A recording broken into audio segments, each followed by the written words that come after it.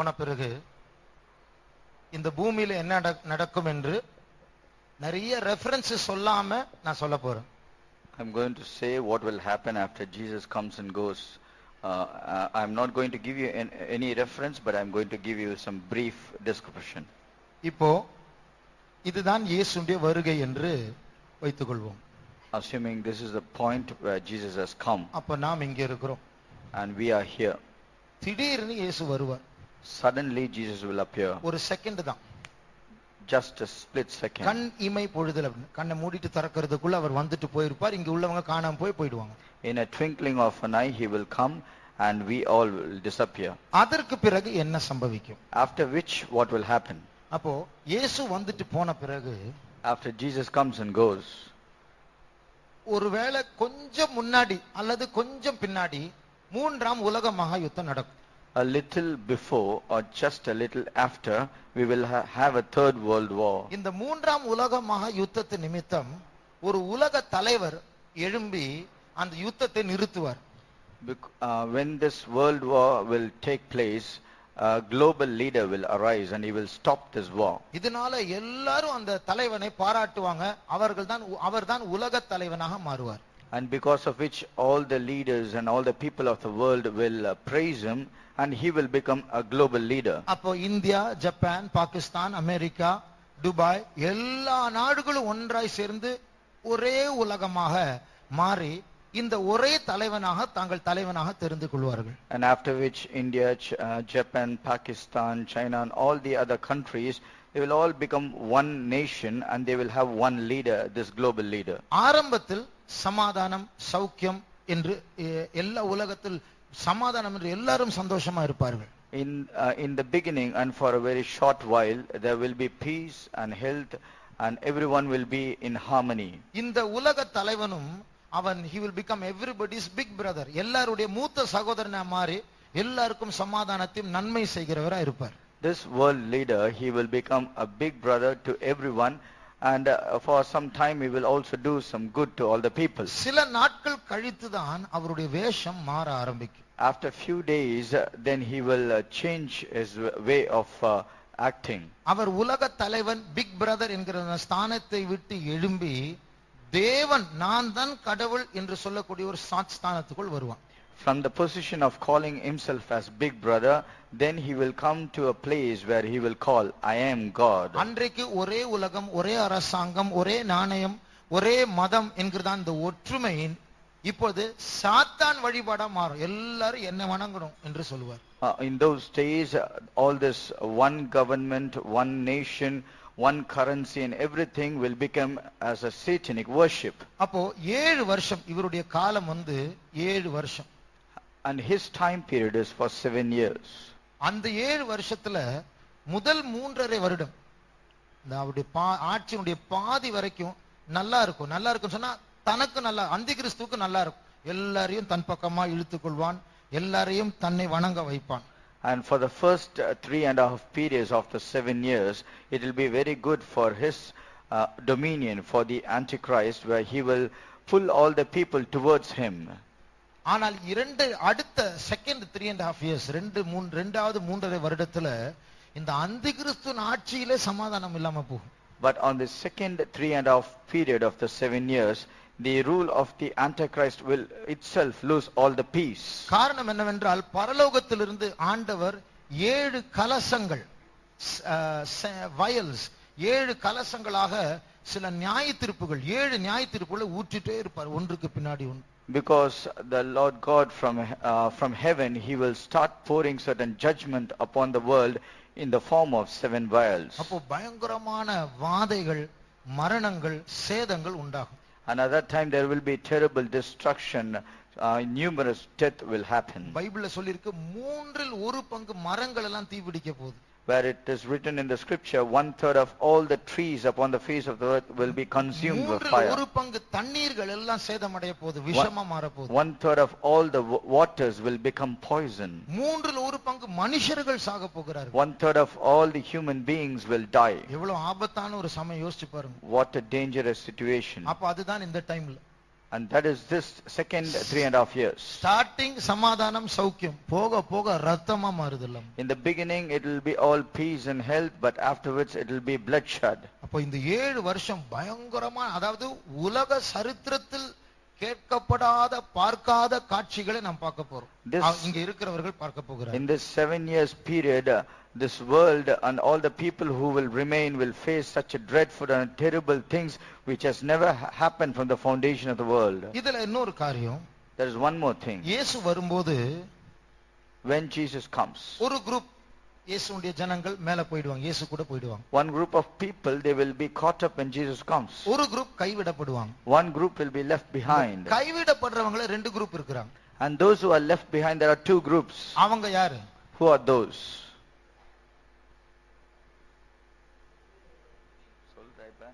அதுதான் எதிர்பார்த்து, புத்தி உள்ள கன்னிகைகள், புத்தி இல்லாத கன்னிகைகள். The wise virgins and the foolish virgins. அப்ப அந்த புத்தி உள்ள கன்னிகைகள்னா அவங்க தூங்குனாங்க, கைவிடப்பட்டாங்க. ஆனா அதுக்கப்புறம் எழும்பிட்டோம், ஐயோ நான் கைவிடப்பட்டேனே அப்படின்னு சொல்லி அதுக்கப்புறம் அந்த அந்தி கிறிஸ்துவின் எதிர்ப்புகளை நின்று பிடித்து ரத்த சாட்சிகளா மரிக்கிறவங்க. The wise virgins are the one who slept when the bridegroom came, but after which they awoke, and from then they were very smart enough to preserve themselves not to give in to Antichrist, and they will die as martyrs. தூங்கிட்டாங்க, ஆனா எண்ணெய் இருந்தது. But they slept, but they had oil. ஆனா அந்த புத்தி இல்லாத கன்னிகைகள் எண்ணெயே சேர்க்கணும்னு மனசுலமா பயங்கரமா தூங்கிட்டாங்க. But the foolish virgins, they never even gathered enough oil for them, but and they slept. அப்போ அந்தி கிறிஸ்து ஆட்சிக்கு வந்த பிறகு இந்த ஃபர்ஸ்ட் 3.5 years அவனுடைய மெயின் குறிக்கோள் கிறிஸ்தவர்களா இருப்பாங்க. The Antichrist, when he comes to power in the first 3.5 years of period, he will be concentrating only on the Christians. அந்த கிறிஸ்தவர்கள ஒரு குரூப் அவனை எதிர்த்து முத்திரை எடுக்க மாட்டேன் என்று சொல்லி அவர்கள் வெட்டப்படுவார்கள். One group of these Christians will resist Antichrist, and they will say, we will not take the mark of the beast, and they will be slaughtered. இன்னொரு குரூப் வெட்டப்பட பலன் இல்லாம அந்தி கிறிஸ்துவுக்கு ஒப்பு கொடுத்து முத்திரை எடுப்பாங்க. There is another group who are not ready to face these consequences, and therefore they will yield to take the mark of the beast, and they will join him. First 3.5 yearsல அதான் நடக்கும். கிறிஸ்தவர்களுக்கு உபத்திரவம். The first 3.5 years period, there will be tribulation for Christians. இரண்டாவது 3.5 வருடத்துல யூதர்களுக்கு உபத்திரவம். Second 3.5 periods, the literal Jews will have tribulation. இந்த அந்தி கிறிஸ்து என்ன பண்ணுவார் தெரியுமா? அவருடைய ஹெட் குவார்ட்டர்ஸ் ஜெருசலேமுக்கு மாத்திடுவார். அப்ப அவர் போய் கோயில்ல மகா பரிசுத்த ஸ்தலத்துல போய் உட்கார்ந்து நான் தான் கடவுள்னு சொல்லுவார். This Antichrist, he will change his center or his capital city to Jerusalem, and he will go there and enter into the most holy place, sit there and say, I am God. அப்போ யூதர்கள் அவரை எதிர்ப்பாங்க. And then the Jews will resist him. எல்லா யூதர்களை கொலை பண்ணிடுவார். And he will kill all the Jews. ஆனால் ஆண்டவர் 144,000 யூதர்களை முத்திரை போடுவார், அவங்களை இவன் தொட முடியாது. But among them there will be 144,000 Jews who will be sealed by God, and he cannot touch them. அவங்களுக்கு மறைந்து இருப்பதற்கு ஆண்டவர் ஒரு இடத்தை வைத்திருக்கிறார். And for them to hide, the Lord has prepared a place for them. அது அநேகமாக இஸ்ரவேலுக்கு வெளியில யோர்தான் என்கிற ஒரு தேசத்துல பெட்ரா என்கிறதான ஒரு மலை பிரதேசம் இருக்கு, அங்கதான் அவர்களுக்கு மறைவிடம் இருக்கும் என்று ஆராய்ச்சியாளர்கள் சொல்லுகிறார்கள். As per the scholars researching, most likely it will be a mountain called Petra, which is in the country of Jordan, where they will go and hide themselves. அப்போ இந்த யூதர்களை ஆண்டவர் இந்த 144,000 யூதர்களை மறைத்து அவங்க உயிரோட இந்த 7 வருஷத்துக்கு அப்புறம் அவங்க உயிரோடு இருப்பாங்க. And this 144,000 Jews will be preserved and protected by the Lord himself, and they will also live even after the 7 years of tribulation. மற்ற எல்லா யூதர்களையும் அவன் கொலை செய்வான். Rest all the Jews will be slaughtered. அப்ப மனசுல வெச்சுக்கோங்க, ஃபர்ஸ்ட் 3.5 வருஷம் யாருக்கு உபத்திரவம்? The first 3.5 years period, who is going to face problems? Christians. அடுத்த 3.5 வருடம் யூதர்களுக்கு. The second 3.5 years period is for tribulation for Jews. இந்த 7 வருஷம் முடியும் போது, at the end of this 7 years, இயேசு வானத்திலிருந்து அவர் இறங்கி வருவார். Jesus will descend from heaven. அவரோடு கூட ஒரு சேனையும் இறங்கி வரப்போகுது. And along with him there will be a great host of army. அந்த சேனை யார் தெரியுமா? Who are these armies? இங்க ஒரு குரூப் மேல போவாங்கன்னு சொன்னல இயேசப்பா வரும்போது. When Jesus comes, there will be a group of people who will be caught up in a secret coming. அவங்க தான் இயேசப்பா வருகையில போறவங்க, மணவாட்டி சபை. அவங்களும் இயேசு கூட வருவாங்க. the bridegroom, the church will come with Jesus. அது மாத்திரமல்ல, இந்த 3.5 வருஷத்துடைய நடுவுல சிலர் கிறிஸ்தவர்கள் வெட்டப்படுவாங்கன்னு சொன்னேன்ல, அவங்க எல்லாம் உயிரோடு எழும்புவாங்க. அவங்களும் அந்த சேனையில வருவாங்க. Not only that, the group of people or the Christians who will be martyred after the first 3.5 period, they will also join this army. அதுக்கப்புறம் இந்த இரண்டாவது 3.5 வருட காலத்துல நடுவுல 2 பேர் உயிரோடு இருக்கப்படுவாங்க. ஏனோக் எலியா. அவங்க பிரசங்கம் பண்ணி அந்தி கிறிஸ்து ஒரு வழி பண்ணிடுவாங்க. கடைசியில வெட்டப்படுவாங்க. 3 நாள் அவங்க பாடி பூமியில இருக்கும். அவங்க அடக்கம் கூட பண்ண மாட்டாங்க. டிவி கேமரா வச்சு ஃபுல் வேர்ல்ட்ல காட்டுங்க. 2 பேர் செத்துட்டாங்க, 2 பேர் செத்துட்டாங்க. நிறைய பேர் கார்ட்ஸ் எல்லாம் எக்ஸ்சேஞ்ச் பண்ணுவாங்க. பைபிள் இருக்கு. கிஃப்ட்ஸ் கொடுப்பாங்களாம். அவங்க 2 பேர் பூமியை உபத்திரவப்படுத்தினவர்கள் செத்து போனாருன்னு சொல்லி செலிப்ரேட் பண்ணுவாங்க. எல்லா கேமரா ஃபோக்கஸ் பண்ணிட்டு திடீர்னு பார்த்தா உயிர் வந்து எல்லாம் கண்ணுக்கு முன்னாடி எல்லாம் அவங்க 2 பேர் மேல போயிடுவாங்க. In the second 3.5 period, in the midst of the second 3.5 period, 2 people will come down from heaven. It is Enoch and Elijah. They will discomfit Antichrist and his government, and they will do whatever they want to do upon this earth. And after a certain period, they will be killed by Antichrist, and they will be left on the open in the streets, and everyone will exchange gifts, and they will say these people have been killed. But when they were all watching in their cameras and television, suddenly on the third day they will arise and they will be caught up to heaven. And இந்த இடத்துல அவங்க 2 பேர் எழும்பி அவங்களும் இந்த 7 வருஷத்து முடிவுல இயேசுவோடு கூட வருவாங்க. Even these 2, Enoch and Elijah, will also join the host of the army after the 7 years when Jesus will return. அது மாத்திரமல்ல, Not just that. பழைய ஏற்பாட்டு பரிசுத்தவான்கள் ஆபிரகாம், தாவீது, யோசேப்பு, ஈசாக்கு, இப்படிப்பட்டவங்க அவங்க கூட இந்த இடத்துல அவங்க எழும்புவாங்க. அவங்க இந்த 7 வருஷத்து முடிவுல அவங்க எழும்பி அவங்களும் அந்த சேனையோடு இறங்கி வருவாங்க. Not only them, as well as the Old Testament saints at the end of 7 years period, like Abraham, Isaac, Jacob, David, Daniel, and so on, they will also join this army. இயேசுவும் லட்சக்கணக்கான பரிசுத்தவான்களும் அவங்க இறங்கி வர்றாங்க இந்த டைம்ல. Jesus and thousands of saints along with him will come as an army. அதே டைம்ல பூமியில அந்தி கிறிஸ்துவும் அவனோடு கூட கோடிக்கணக்கான மனுஷர்கள் அவங்க வந்து இஸ்ரவேல் தேசத்துல ஒரு பெரிய ஒரு சமவெளி இருக்கு. மெகிதோவின் சமவெளி, பிளேன் ஆஃப் மெகிதோ. அங்க வந்து இவங்க கூடுவாங்க. And at the same time, Antichrist, along with him, crores and crores of people as armies will join together as one force, and they will gather themselves in a plain called the plain of Megiddon, which is found in the land of Israel. அதுதான் ஹர்மெகிதோ என்று எபிரேய பாஷையில் சொல்வார்கள். அதான் அர்மெகெதோன் என்று சொல்லப்படுகிறது. And it is pronounced in Hebrew tongue as Har-Megiddon, and that is called the Battle of Armageddon. அப்போ இங்கே அந்தி கிறிஸ்துவின் சேனைகளும் மேலே இருந்து இயேசு அவருடைய சேனைகளும் வந்து கிளாஷ் பண்ணுவாங்க. அதுதான் அர்மகெதோன் யுத்தம். And at this place both Antichrist and his army and Jesus and his host of army will clash, and that is called the Battle of Armageddon. கோடிக்கணக்கான மக்கள் செத்துருவாங்க. Crores of people will die. அந்தி கிறிஸ்துவும் கள்ள தீர்க்கதரிசியும் 2 உலக தலைவர்கள் உயிரோடு அக்கினி கடலில் தள்ளப்படுவார்கள் அப்படின்னு பைபிள் இருக்கு. It is written in scriptures, 2 world leaders, both the Antichrist and the false prophet, will be caught alive, and they will be cast into the lake of fire. அதுக்கப்புறம் ஜீசஸும் அவர் கூட வந்த சேனைகளும் இந்த உலகத்தை அவங்க தான் ஆட்சி செய்ய போறாங்க. After which Jesus and all his host of armies, they will have reign and dominion over this world. அப்ப நான் சொன்னேன் பாத்தீங்களா, 144,000 யூதர்கள் உயிரோடு இருப்பாங்க. அவங்க தான் இந்த 1000 வருஷ காலம் பிரஜைகளாக, சிட்டிசன்ஸாக இருப்பார்கள். And at that time, as I mentioned earlier, the 144,000 Jews who will be preserved and protected in the land of Jordan, they will become the citizens upon this face of the earth for 1,000 years. அதுல கொஞ்சம் பேர் உயிரோடு இந்த காலத்துல நிறைய பேர் சாவாங்க, கொஞ்சம் பேர் உயிரோடு இருப்பாங்க. அவங்களும் இதுக்கு வருவாங்க, இந்த பக்கம் வருவாங்க. And as well, when the tribulation period was going on, there will be certain people left, a little group of people will be left. They will also join this government. ஏன்னா பைபிள்ல இருக்கு, இது இந்த 7 வருஷம் ஆட்சிக்கு அப்புறம் இயேசுவும் அவருடைய பிள்ளைகள், அதாவது நாம் எல்லாரும் கர்த்தருடைய சித்தமானால் 1000 வருஷம் ஆட்சி செய்ய போறோம். 1000 வருஷம். As written in the scriptures, after the 7 years of period when Jesus comes on this earth after the battle of Armageddon, we along with him, if God willing, will be reigning over this earth for 1,000 years. அப்பொழுது அந்த 1000 வருஷ காலத்துல பூமியில பாவிகள் இருப்பார்கள் என்று இருக்கு.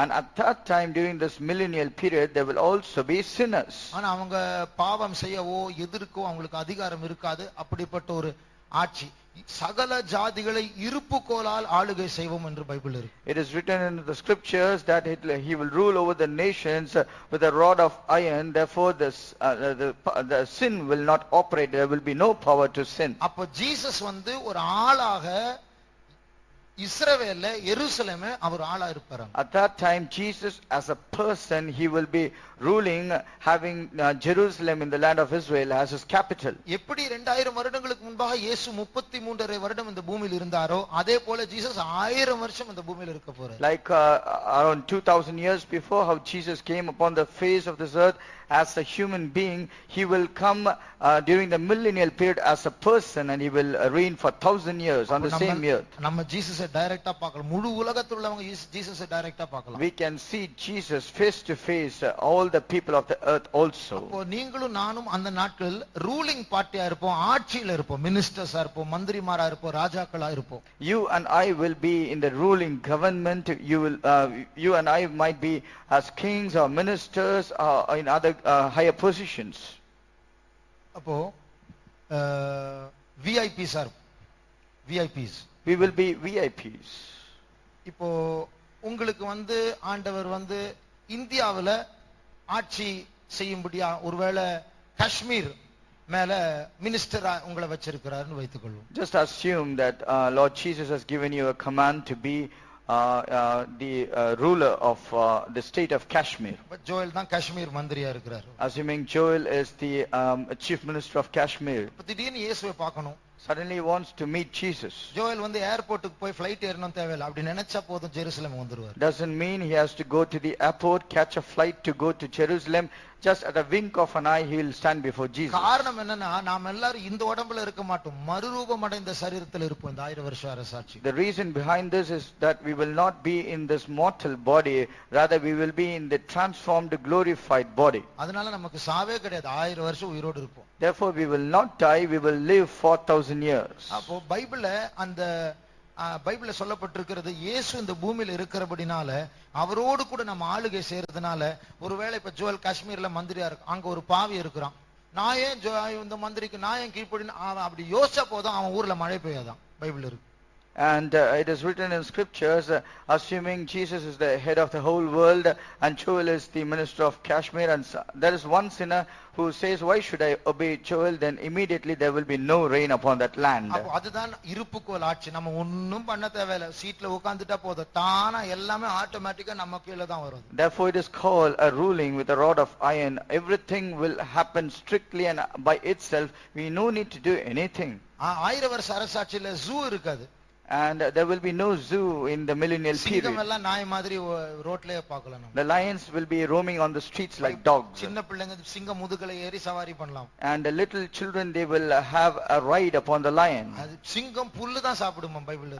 And it is mentioned the lion will eat grass. அப்ப அப்படிப்பட்டதான ஒரு மாற்றம் இந்த 1000 வருட அரசாட்சியில். And such a great transformation will happen in the millennial period.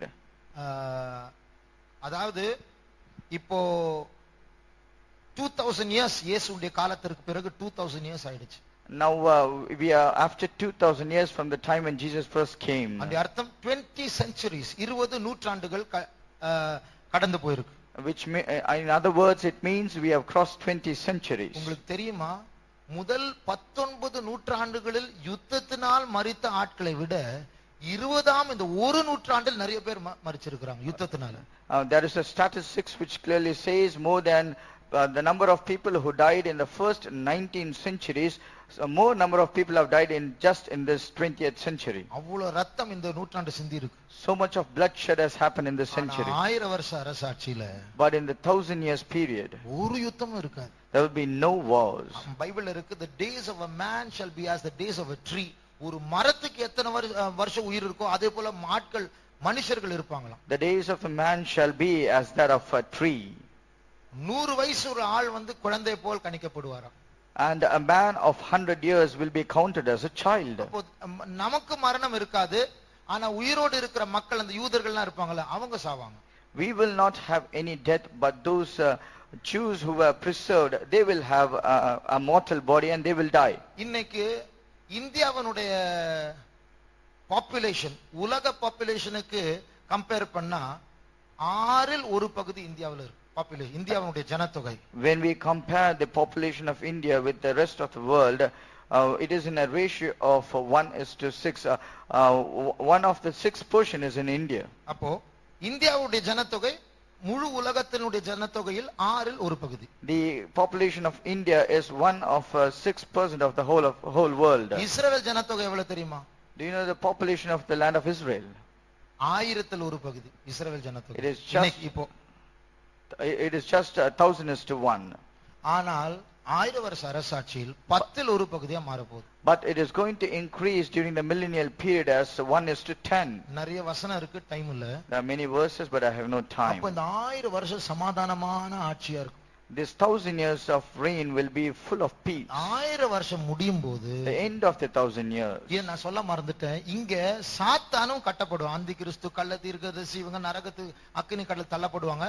சாத்தான் அந்த ஆவி இருக்கான்ல, உலக அந்த அந்தகாரத்தின் தலைவன், அவனும் கட்டப்பட்டு அகாத பாதாளத்தில் தள்ளப்படுவான். In the beginning of the millennial period, before Jesus starts his reign, both the false prophet and the antichrist will be cast alive into the lake of fire, and Satan will also be bound, and he will be cast into the bottomless pit. அந்த கட்டப்பட்ட சாத்தான் இந்த 1000 வருஷம் முடியும் போது அவன் release பண்ணுவான். And after the end of this 1,000-year period, that Satan will be set loose. Release ஆன உடனே மறுபடியும் அவன் மோசம் போக்க, அவன் வஞ்சிக்க சுத்துவான். Just after being released, he will immediately roam around fiercely in order to deceive people. யோசிச்சு பாருங்க, இந்த சாத்தான 1000 வருஷம் கட்டி போட்டு திருந்தல.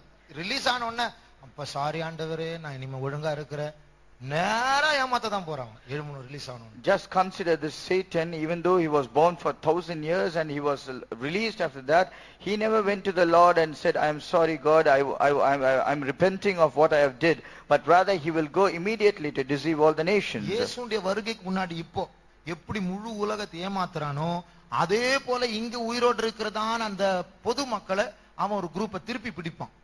Like as he is deceiving all the people who are present now before the coming of Lord Jesus, the same way at the once he is set loose after the 1,000 years period, he will go to catch hold of some people by deceiving the nations. திருப்பி ஆளை set பண்ணி இஸ்ரவேல் தேசத்துல உள்ளதான பரிசுத்தவானுடைய பாளையம், அதன் அர்த்தம் 1000 வருஷ அரசாட்சியில உங்க ஊர் வந்து திருநெல்வேலி, தென்காசி, மதுரையா இருக்காது. எல்லாமே நம்ம எல்லாரும் ஜெருசலேம்ல தான் இருக்க போறோம். அதான் நம்முடைய ஊரு. During the millennial period, during the 1,000 years period, our native place will not be Madurai or Tirunelveli. Rather, our native place will be this Jerusalem on this earth. நம்ம ஊரை ஜெருசலேமை அவன் சுற்றி வளைப்பான். Then he will come and he will try to encompass around the land of Jerusalem in Israel. பைபிள்ல சொல்லி இருக்கு, எருசலேம்ல இருந்து ஒரு தீ புறப்பட்டு போய் சுற்றி இருக்க அத்தனை பிசாசு கூட்டத்தை அப்படியே பட்சித்து போடுமா. And it is written in the scriptures, a fire went out of the city of Jerusalem and consumed all the people who were besieging Jerusalem. இந்த யுத்தத்திற்கு பேரு தான் யாருக்கா தெரியுமா? கோக் மாகோக் யுத்தம். And this battle is called the battle of Gog and Magog. அதெல்லாம் meaning எல்லாம் சொல்ல டைம் இல்ல. I do not have time to say all the meaning. இதற்கு பிறகு தான் பயங்கரமான காரியம் நடக்கும். And after which a very terrible thing will happen. சாத்தான் அக்கினி கடலில் நிரந்தரமா தள்ளப்படுவான். Satan will be cast into the lake of fire and brimstone for eternity. கூட ஏமாந்து போனவங்க எல்லாம் செத்துருவாங்க. And all those who have been deceived will all die. இப்ப கவனிங்க. Now listen carefully. 1000 வருஷம் முடிஞ்சிருச்சு. 1,000 years is over. என்ன நடக்கும் தெரியுமா? What will happen? இந்த முழு பூமியும் அப்படியே அதனுடைய ஆர்பிட்டை விட்டு அப்படியே விலகும்.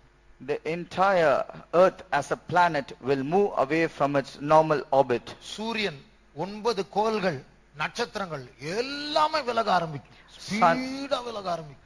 Sun, all the 9 planets and all the stars and whatever are the heavenly bodies, they will all move away from their normal orbits. பைபிள்ல சொல்லுங்க, like a blanket God will roll them. ஒரு கம்பளியை நம்ம சுருட்டுறோம் இல்லையா முடிச்ச பிறகு, அது மாதிரி எல்லாத்தையும் அவர் அப்படியே போய்டும், அவள் காணாம போய்டும். Like rolling a blanket in a bed, God will roll out everything and they will all disappear. அந்த டைம்ல என்ன நடக்கும் தெரியுமா? At that time what will happen? எத்தனையோ பேர் இந்த பூமியில, நான் சொன்னேன் தெரியுமா, மணவாட்டி சபை எழும்பியாச்சு, அதுக்கப்புறம் ரத்த சாட்சிகள் எழும்புறாங்க, ஏனோக்கேலியா எழும்புறாங்க, பழைய ஏற்பாட்டு பரிசுத்தவான்கள் எழும்புறாங்க. இன்னும் எழும்பாத ஒரு குரூப் இருப்பாங்க, ரட்சிக்கப்பட்டவர்கள். அவங்க இருக்கிறாங்க, பாவிகள். இந்த 2 குரூப் இருக்காங்க. And as I said earlier, there will be a group who will be caught up in the first resurrection. Then all those who have died as martyrs, then Enoch and Elijah, then all the Old Testament saints. But there are two group of people who have not been resurrected. They are the normal saved people and all the sinners. இந்த பூமி அப்படி அகன்று போகும்போது அத்தனை பேருடைய பாடி அப்படி எழும்ப போகுது. When கல்லறைகள்லாம் திறக்கப்பட்டு எழும்ப போகுது. when the earth and all the heavenly celestial bodies will roll off like a blanket, all the other people's bodies will come out of their graves. ரட்சிக்கப்பட்டவர்கள்லாம் ஜீசஸ் உடைய ரைட் சைடுல இருப்பாங்க, பாவிகள்லாம் ஜீசஸ் உடைய லெஃப்ட் சைடுல இருப்பாங்க. All those who have been saved will be standing on the right side of Lord Jesus, and all the sinners on the left of him. அந்த ரட்சிக்கப்பட்டவர்களை பார்த்து நீங்க எல்லாம் உள்ள வாங்க, என்னுடைய ஜீவனுக்குள் பிரவேசிங்க, இவங்களை பார்த்து எல்லாரும் நரகத்துக்கு போங்க அப்படி அனுப்புவார். And looking at all the people who are standing on his right side, Jesus will say, enter into the joy of the Lord. And all those who are on the left side, he will say, all you people go to hell. அதற்கு பேர் தான் வெள்ளை சிங்காசன நியாயத்தீர்ப்பு. And that is called as white throne judgment. அதற்கு பிறகு என்ன நடக்கும் தெரியுமா? Do you know what will happen next? பூமி, சூரியன், சென்ட் தாமஸ் மவுண்ட் எதுவுமே இருக்காது, எல்லாமே இல்லாம போயிடும். நித்தியம் மட்டும்தான் மறுரூபம் அடைந்து ஒரு குரூப் நரகத்துல ஐயோ ஐயோ ஐயோ நித்தியமா கத்திட்டு இருப்பாங்க. இன்னொரு குரூப் இயேசுவை பார்த்து அல்லேலூயா அல்லேலூயா நித்தியமா சொல்லிட்டு இருப்பாங்க. And after which earth, the sun and the moon, St. Thomas Mount, everything will disappear. It will be nowhere be found, and the next eternity will start. One group of people will be screaming aloud in hell, and there will be another group of people, they will be shouting hallelujah, and from there starts the later eternity. அதுதான் நித்தியம். And that is eternity. அதோடு கூட சரித்திரம் முடிவடைகிறது. And by which history will come to an end. நித்தியத்தை பற்றி பல காரியங்கள் சொல்லலாம். We can say many things about eternity. ஆனா நாம் எங்க போறோம், எங்க போறதுக்கு ரெடி ஆயிட்டு இருக்கிறோம்? But where are we heading towards? Where are we going to? சர்ச்சுக்கு வர்றதுனால இயேசு வரும்போது போயிடலாம்னு யோசிக்க கூடாது. அதற்கு ஏற்ற ஒரு பிரயாசம் இருக்கு, சண்டை போடணும். Let us not just think that if I come to the church, I will be caught up in the coming of the Lord. But there is an endeavor. We need to struggle for the Lord. சில நாட்கள் முன்னாடி நான் ஸ்டேஷனுக்கு போயிருந்தேன். Few days before I went to the railway station. Central ஸ்டேஷனுக்கு. I went to the central station. அங்க ஒரு இந்த ஜெனரல் கம்பார்ட்மெண்ட் இருந்தது. நிறைய பேர் இருக்காங்க. அந்த ஜெனரல் ஃபுல்லா வெளியில வரைக்கும் ஆட்கள் தொங்கிட்டு இருக்காங்க. I saw a general compartment of a particular train. It was overcrowded. People were hanging on the doors. அதுல ஒரு ஆள் வந்தார். In that one man came. உள்ள நுழையிறதுக்கு வழி இல்ல. There is no room for him to enter. அவருடைய suitcase எடுத்து எல்லா தலை மேல தூக்கி போட்டாரு. He threw off the suitcase upon the head of all the people who are already sitting inside. அந்த கம்பியை பிடிச்சு ஏறி எல்லா தலை மேல ஏறி அந்த அங்க ரெண்டு விரல விட்டு இங்க ரெண்டு விரல விட்டு மேல மேல ஏறி உள்ள போயிட்டாரு. And he caught all of the rod which is outside, and he climbed up the heads of other people, and somehow he entered inside the compartment. கல்கத்தாவுக்கு போற train. And it's a train going to Calcutta. இது போல அந்த மனுஷன் யோசனை எப்படியும் போணும், நான் உள்ள போய் தான் ஆகணும், நான் என்ன பண்ணலாம் இப்படி பண்ணலாம் பண்ணிட்டாரு. And this man, he was determined of somehow I should enter. There is no way, I have to go inside, and he managed to enter inside. இது போலதான் இதெல்லாம் நம்ம கேட்டோமே, எப்படியும் இயேசு வருகிற போய் தான் ஆகணும்னு சொல்லிட்டு நம்ம வைராக்கியமா செயல்படணும். We have heard all these things of what is going to happen. We should have that zeal and the thirst of somehow I should be caught up when Jesus comes. நம்முடைய கண்களை மூடுவோம். Let's close our eyes. இப்ப நம்ம எல்லாருக்கும் ஒரு அளவுக்கு இனிமே என்ன நடக்க போகுதுன்னு நமக்கு புரிஞ்சது. Now to a certain extent we all have a knowledge of what is going to happen. அறிவு இருக்கு. We have knowledge. இனிதான் பிரச்சனை, நம்ம போய் சேரணும். But the problem starts here. Somehow we have to reach a destination. நாம் எல்லாரும் வாலிபர்கள். We are all young people. தேவன் நமக்கு எக்ஸ்ட்ரா எனர்ஜி தந்திருக்கிறார். God has given us extra energy. Extra strength தந்திருக்கிறார். He has also given extra strength. Extra strength வெச்சு நல்லா முட்டில நிக்கணும். With that extra strength we should be standing on our knees. அந்த extra strength வெச்சு கண்ணை திறக்காம மூடிட்டே ஜெபம் பண்ணுவோம். With that extra strength we should be able to keep our eyes closed and pray to God. Extra strength வெச்சு நல்லா fasting போடணும். With that extra strength we should be ready to fast. உங்க அப்பா அம்மாக்கெல்லாம் எங்கயாவது எப்படியோ வியாதிகள் எல்லாம் வரும், பலவீனமா இருக்கிற, இங்க பிடிக்குது அங்க பிடிக்குதுன்னு சொல்லுவாங்க. ஆனா உங்களுக்கு அப்படி வலி எல்லாம் சீக்கிரமா வராது. நல்லா fasting எடுக்கலாமே. Your parents and the old people might say we feel all this pain here and there, we have so much of weakness, but because you're young people you will not feel any such thing, so you can use your extra energy for all such things. எல்லா வாலிபர்கள் முழங்காலில் நில்லுங்க. Let all the youths be on our knees. கர்த்தர் இந்த காலத்துக்கு ஏற்ற வைராக்கியத்தை தர வேண்டும். The Lord should give us zeal according to these times. பெற்றுக்கொள்ளத்தக்கதாய் ஓடும்படியாக கர்த்தர் நம்மை பலப்படுத்த வேண்டும். God should strengthen us